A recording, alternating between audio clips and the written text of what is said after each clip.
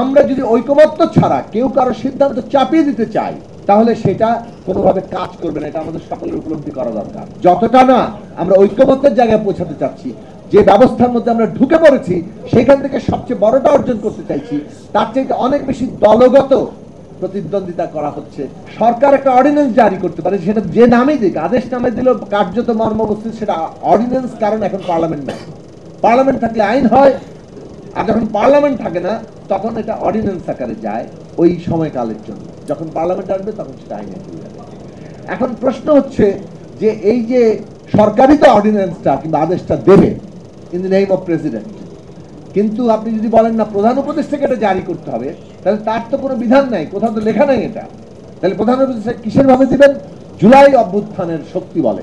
তাহলে জুলাই অভ্যুত্থানের শক্তি বলে প্রধান উপদেষ্টা যদি দেন, তার মানে তিনি নিজেকে রাষ্ট্রের প্রধান হিসেবে ঘোষণা করছেন এবং কার্যতই আবারও সংবিধানকে আপনি স্থগিত করছেন। আপনি সরকার ওত নিয়েছেন 106 অনুচ্ছেদের বরাতে, তার মানে আপনি একটা বিশেষ সরকার, কিন্তু একই সাথে আপনি সংবিধানকে সাথে নিয়ে চলছেন। কিন্তু এই মুহূর্তে এসে আপনি যখন সংবিধানকে ছাপিয়ে যাওয়ার কোনো প্রস্তাবনা করেন, আপনি একটা রাজনৈতিক সংকটের সম্ভাবনাকে জাগিয়ে তোলেন। কারণ আমরা যদি ঐকমত্য ছাড়া কেউ কারো সিদ্ধান্ত চাপিয়ে দিতে চাই তাহলে সেটা কোনোভাবে কাজ করবে না। এটা আমাদের সকলের উপলব্ধি করা দরকার। আমরা সংবিধান সংস্কার পরিষদের দাবি করেছি এবং সংবিধান সংস্কার পরিষদের প্রস্তাব করা হয়েছে, কিন্তু এটা যদি ঐকমত্য না হয় এটা তো আমরা চাপিয়ে দিতে পারি না।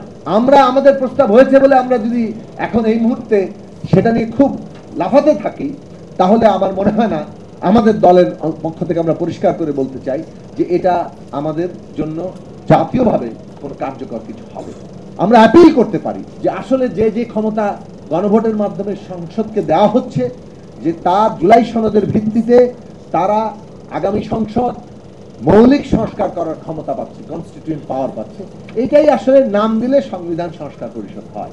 এটা যদি আপনারা গ্রহণ করেন তাহলে এটা গ্রহণ করতে পারেন, এর মধ্যে কোনো অসুবিধা নেই। এর মধ্যে সংবিধানকে কোনো স্থগিতও করতে হয় না, কোনো কিছু করতে হয় না। কিন্তু আপনি যখন বলেন যে গণভোটে নোট অফ ডিসেন্ট মীমাংসা হয়ে যাবে, প্রধান উপদেষ্টার আদেশ দেবেন, তাহলে সেক্ষেত্রে সংবিধানের প্রশ্নগুলো নিয়ে একটা ঝুঁকিপূর্ণ জায়গায় আমরা যাই এবং এক্ষেত্রে ঐকমত্য নাই। এবং ঐকমত্য না থাকলে আমরা এই গণতান্ত্রিক ট্রানজিশনে বড় ধরনের জাতীয় সংকটে পড়ব এবং সেটা আমাদের জাতীয় নিরাপত্তাগত জায়গা তৈরি করবে। শুরু হয়েছিল সংস্কার এবং নির্বাচনের মুখোমুখি দাঁড় করিয়ে, সেই অবস্থার অবসান হয়েছিল আমরা নানাভাবে চাপ সৃষ্টি করে। কিন্তু আজকে যদি আমরা দেখতে পাচ্ছি যে ওইটাই নানাভাবে এখনো জের টেনে চলছে এবং সেই জেরে যতটা না আমরা ঐক্যমত্যের জায়গায় পৌঁছাতে চাচ্ছি, যে ব্যবস্থার মধ্যে আমরা ঢুকে পড়েছি সেখান থেকে সবচেয়ে বড়টা অর্জন করতে চাইছি, তার চাইতে অনেক বেশি দলগত প্রতিদ্বন্দ্বিতা করা হচ্ছে।